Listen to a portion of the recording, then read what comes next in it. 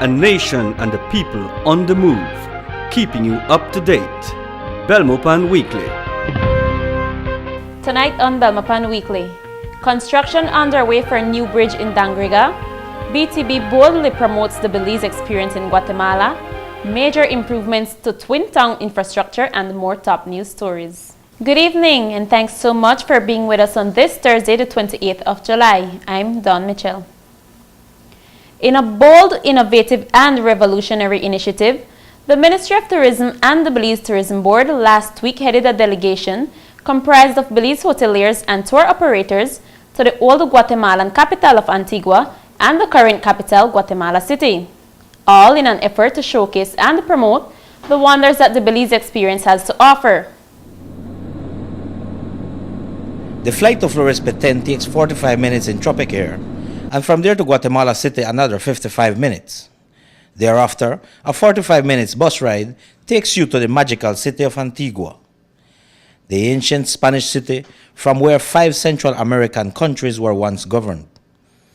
That is the trip that Minister of Tourism Honorable Manuel Heredia, Ms. Selene Matos of the Belize Tourism Board, and an entourage of 30 Belizean tourism stakeholders made to promote Belize as a tourist destination. In Antigua, the Belizean delegation had the opportunity to meet and interact with over 60 Guatemalan tour agents at a social event. All Belizean representatives had the opportunity to say something about the organization they were representing. We are a 52-room property located in southern Belize. Es un hotel igual para familias. Our hotel can cater to just about anything you need as a business traveler or as a leisure traveler. El Pescador is a beachfront resort on Ambergris Key. Honorable Heredia also had the honor to meet with the Guatemalan Minister of Tourism, Honorable Jorge Mario Samayoa, who was present for the event. The following day, a similar event was held in Guatemala City, and this time the Belizeans had the opportunity to showcase and sell their product to the Guatemalans. Selene Matos, Director of the Belize Tourism Board, underscored the importance of the event for the industry. This event tonight is very important. As we know, connectivity is really the oxygen that drives the tourism industry. And what we had tonight was a very special event that brought together more than 200 travel agents and wholesalers from the Guatemalan side with Belizean hotels and tour operators, as well as transport service providers. And so that provides really the forum through which we can start creating greater business opportunities. So why Guatemala?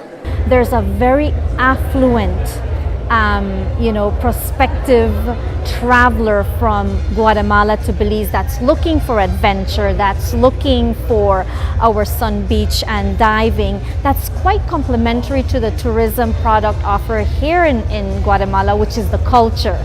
And so even looking beyond just Guatemala, you have direct flights coming into Guatemala City from Europe.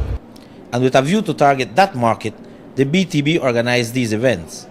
And Ms. Matos said that we are certainly prepared for the influx of visitors that something like this is sure to create. There is capacity, underutilized capacity, so our great mission at the BTB is really to help create greater demand, and we believe that the Central American market is one that cannot be overlooked, that needs that attention, strategic attention, which the BTB, in partnership with private sector, in particular Belize Tourism Industry Association, Belize Hotels Association, will be looking to cultivate. And so, Belize, Mother Nature's best kept secret, is being aggressively marketed to the world, an invitation to savor the wonders of this unique destination. The Ministry of Tourism and the BTB plan to continue this initiative throughout the Central American and Mexico. And while Belize was being promoted on the international front, on the local scene, massive roadworks and general infrastructure rehabilitation are underway in the twin towns of Santa Elena and San Ignacio. But how far will they go, and who are benefiting? Rudy Aguilar took a trip to the western side of our country to find out. It was a sunny, hot and dusty afternoon. But that did not deter workmen and officials from forging ahead with heavy equipment and materials to grade and improve streets and roads in the Hillview area of this Western Division. We had to ask Mayor John August why so much activity and where is that leading to? Here in Hillview, Santa Elena, we are upgrading the streets in the Hillview area. We'll be grading the roads and then we'll be dumping them again with crushed material, no? So to improve the standard, no, of the roads. No? Also in Santa Cruz here, in the Santa Maria Street, we'll be paving that very soon. No? Works are already started on that, and in the coming few weeks that road should be paved. That's Santa Maria Street in Santa Cruz. No? Also in Santa Elena town, if I can expand a little bit more, we'll also be upgrading the Bishop Martin Street. That's from the Loma Los Boulevard Junction all the way down to the Salazar Street. No? And also in that area, also in the Bishop Martin area, we have serious flooding in that area directly behind the football field, and we'll be addressing that situation also in the coming weeks. No? We were curious to find out what employment was being created and other advantages that these road works should produce. The residents in Hillview, in Santa Cruz, and the Bishop Martin area, right behind the football field, all those residents will benefit. No? And yes, there's employment. As you can see, we have about 10 or 15 guys working out here presently. No? Also in San Ignacio, we'll be carrying out some works also. In fact, we already did the downtown, Burns Avenue. We did a portion of that. Recently, we put hot mix on that downtown area, right in front of the Belize Bank and Kalim Habet and all that, that area there. It has really looked nice. It has improved the aesthetics of the downtown area. No? And also, in the coming weeks, we'll also be working on the drainage problem we have behind the Sierra Heart College. We'll be addressing that in the coming weeks also. No? Those contracts have been signed, so it's just a matter of time now to get the work done. No? And who exactly is behind these vital improvements to the twin towns of Santa Elena and San Ignacio? Well, I'd just like to tell the residents that your town council, along with the area reps and the government of Belize, have been working very hard to bring these projects to light. I know it has taken some time, but we hope that you can bear with us as we carry out these works. I know it's a bit inconvenient at times, but at the end of the day, we will all benefit from the work that we are carrying out.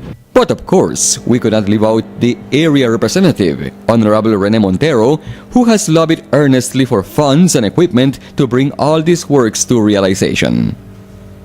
The World Bank will address the issue of the drainage situation here in Santa Elena. We have a comprehensive drainage program because especially in the new area, it gets flooded during when it rains. So the World Bank project will address that. Then we have the $60 million project whereby we'll build a new bridge to replace the Hawksworth Bridge because the Hawksworth Bridge has already outdone its time. So we are going to, along with that, we are going to pave the Loma Luz Boulevard and several other streets that we have together. We are going to upgrade the street from the Western Highway from the Red Creek area to the Hawksworth Bridge. That is going to be upgraded. And we have a major expansion of the twin towns to ensure that the infrastructure development is there so that we make the twin towns the second to none towns in the whole country. Minister Montero stressed that there are many other ongoing and future activities that are enhancing the quality of lives for all the residents in the area. For Belmopan Weekly, I am Rudy Aguilar. We'll be right back with more Belmopan Weekly in a moment. Stay with us.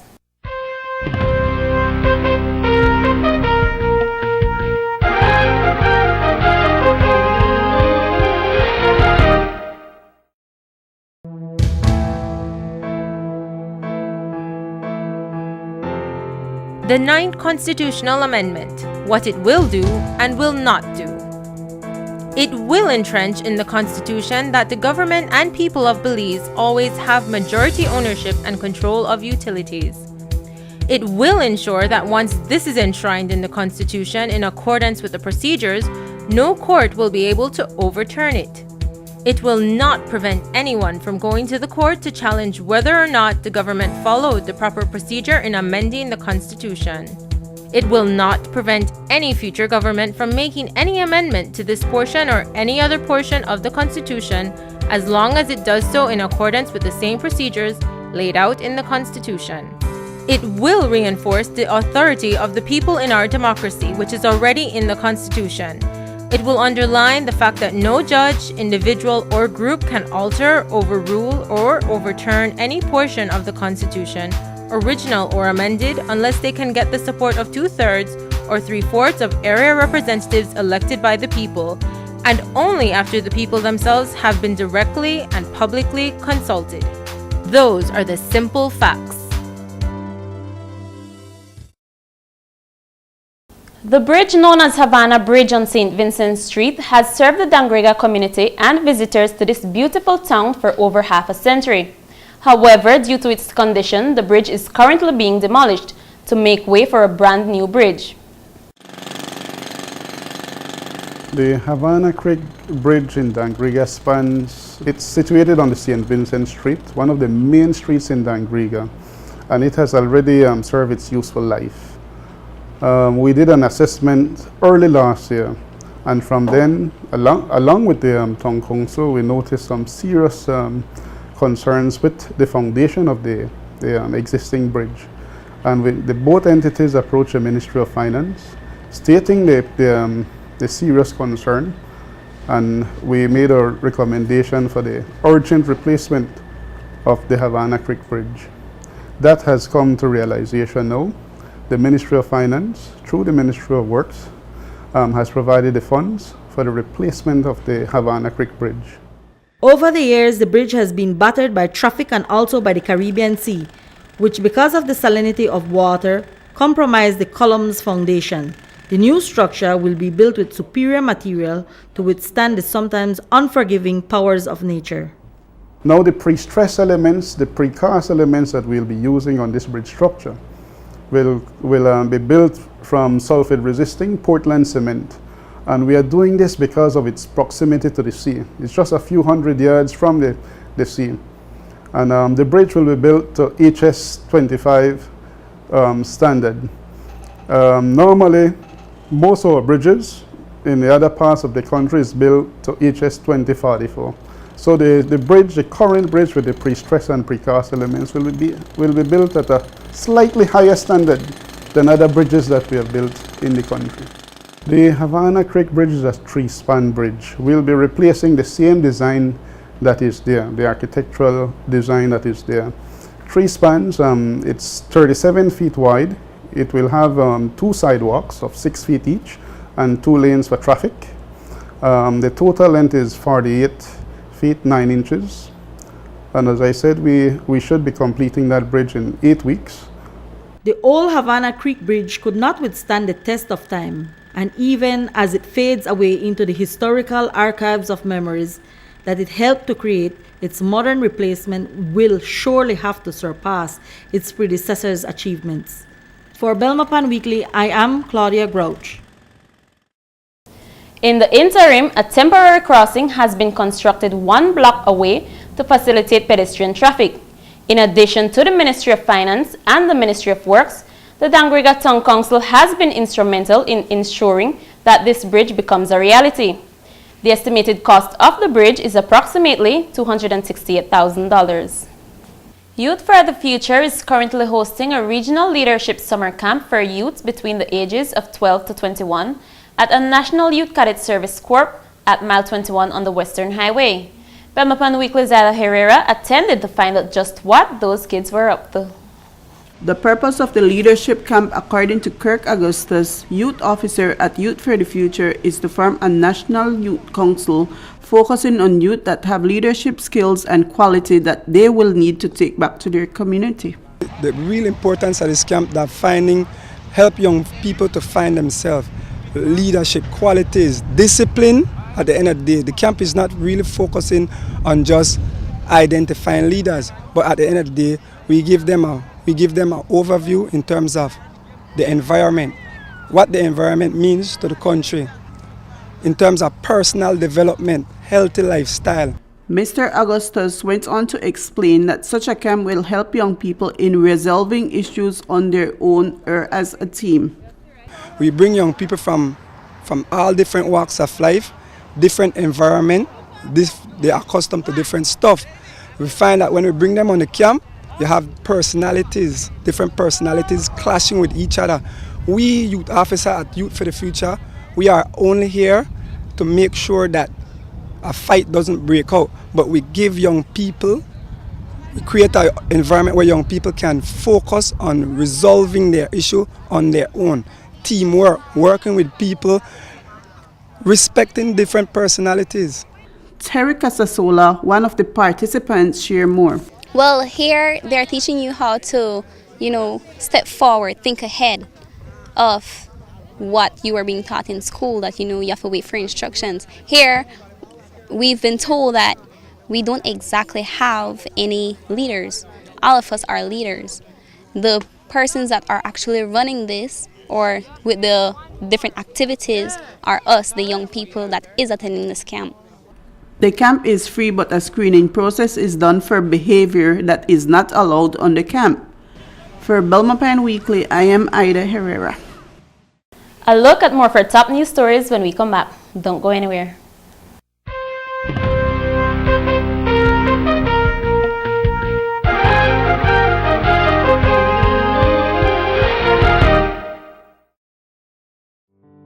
What if a disaster strikes without warning? What if life, as you know it, is completely turned on its head? What if everything familiar becomes anything but?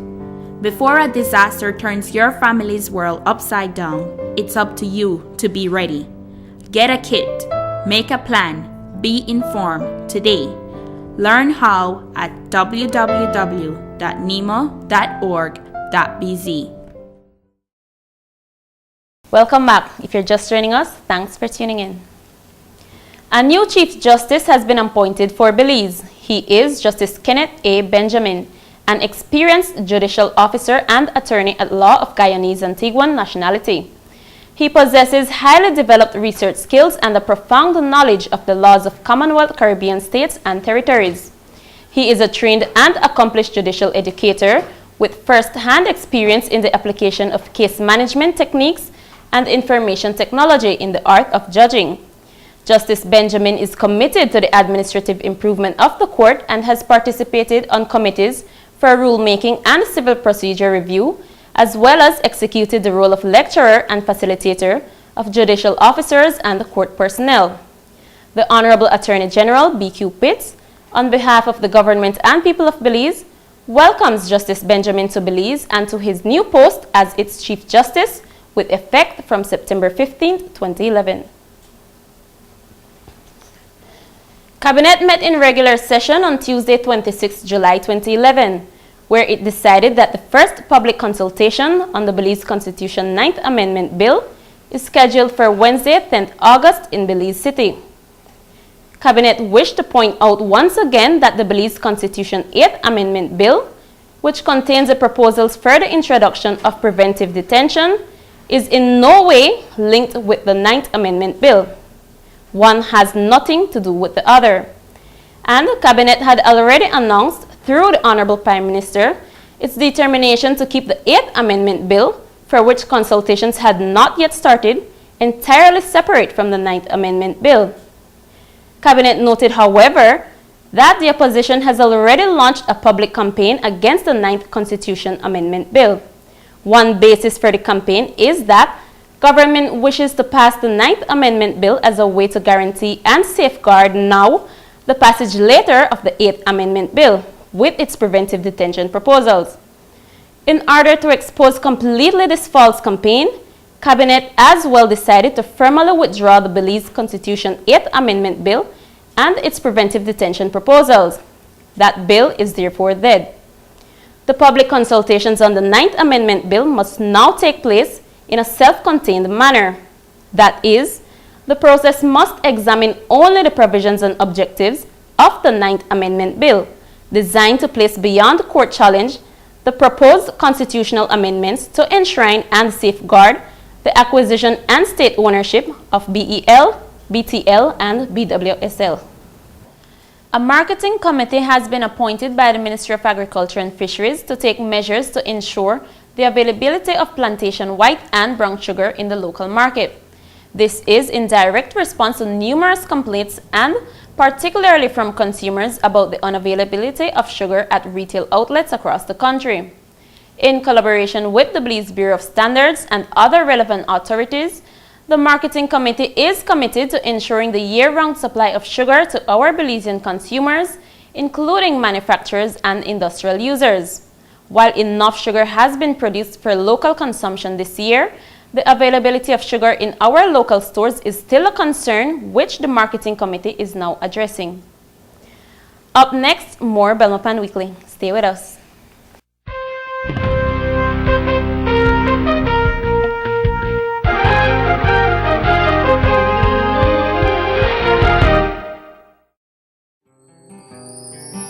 In opposition, Honorable Dean Barrow promised to stand up for the people of Belize.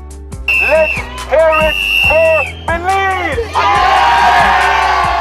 Let there, therefore, be absolutely no doubt about this issue. I stand with Belize. In government, Prime Minister Barrow has kept his promise. He worked with the cane farmers, kept that industry alive, and saved over 6,000 jobs. When Ashcroft was allowed to cream millions off the backs of Belizeans, was allowed to own the 2 telephone companies in Belize, and deprived citizens of real competition, Prime Minister Barrow acquired BTL in the interest of Belizeans and national dignity. When a foreign multi-billion-dollar company threatened blackouts and held Belizeans to ransom, Prime Minister Barrow acted decisively in the interest of Belizeans. The issues may change, but the reason consistently remains the same. Prime Minister Barrow has always acted in the best interest of Belize and Belizeans.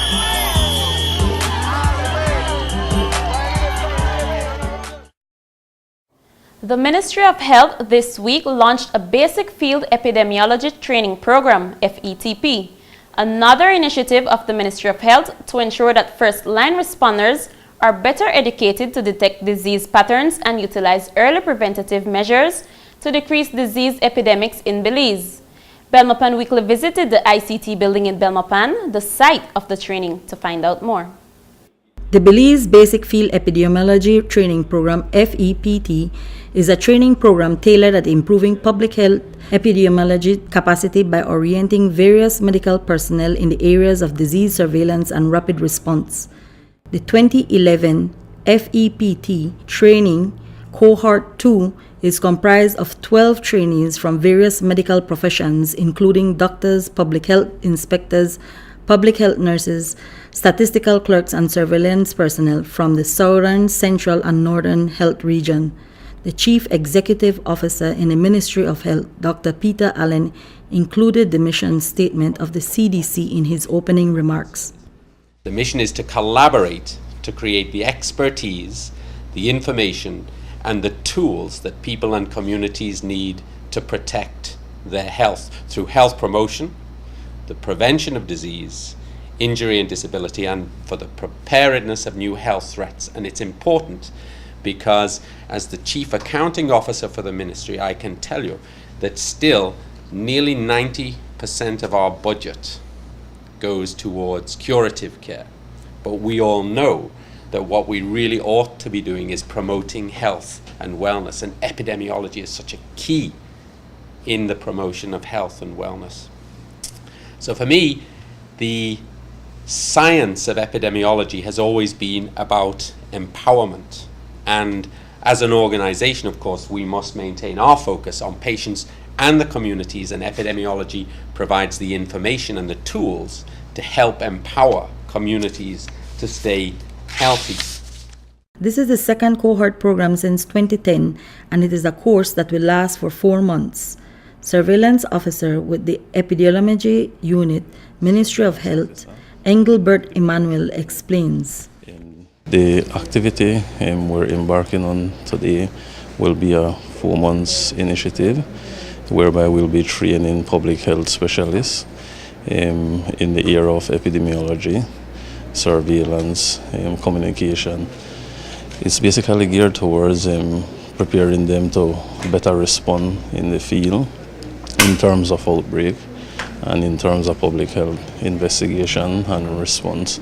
Basically what we will be doing within the next 4 months is to have approximately 12 days class session, and the remaining time is to do field investigation and outbreak investigation.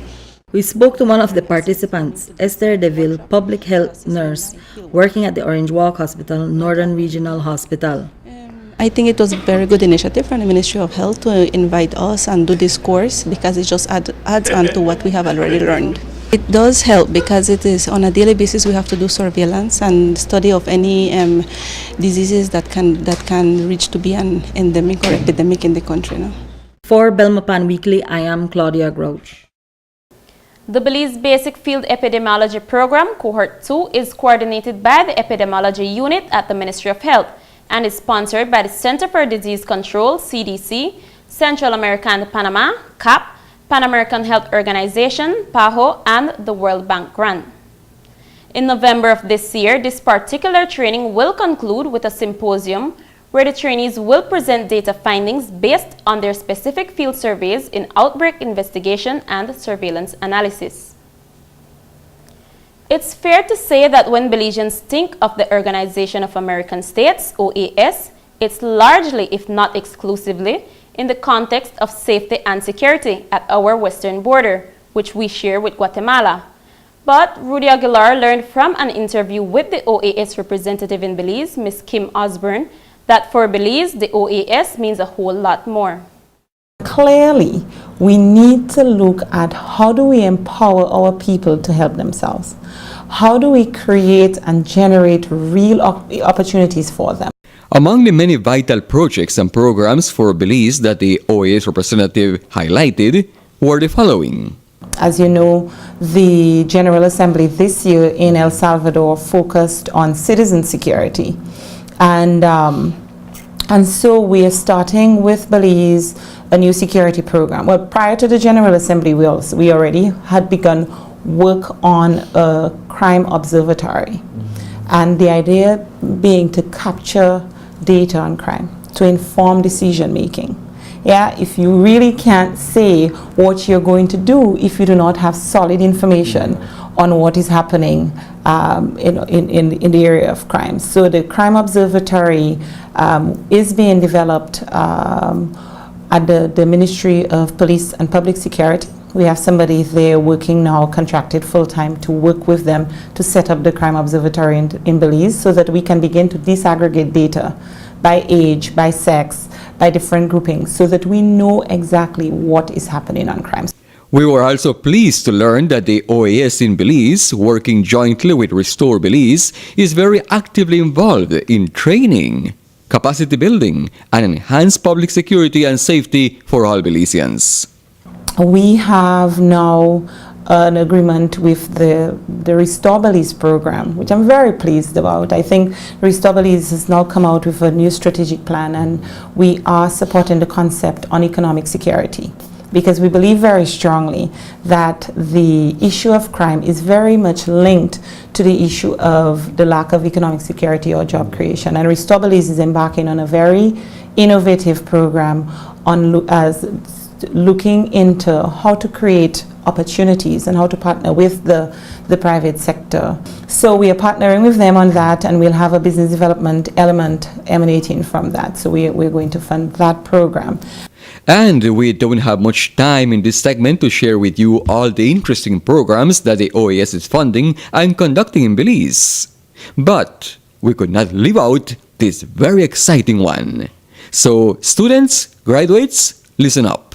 Our scholarship program continues to be one of the key ways that we engage in Belize, as we've been issuing long-term scholarships for bachelor's, master's, and PhDs, as you know, for a number of years. We issue about 10 scholarships per year at a cost of $30,000 US per student per year.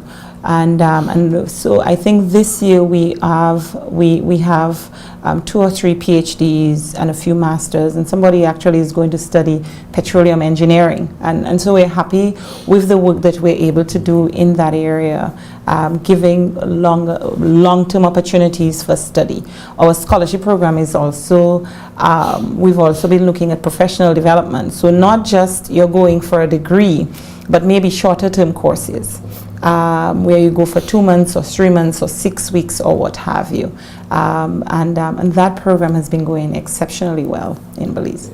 For Belmopan Weekly, I am Rudy Aguilar. Belize has been an active member of the Organization of American States since it joined in 1991.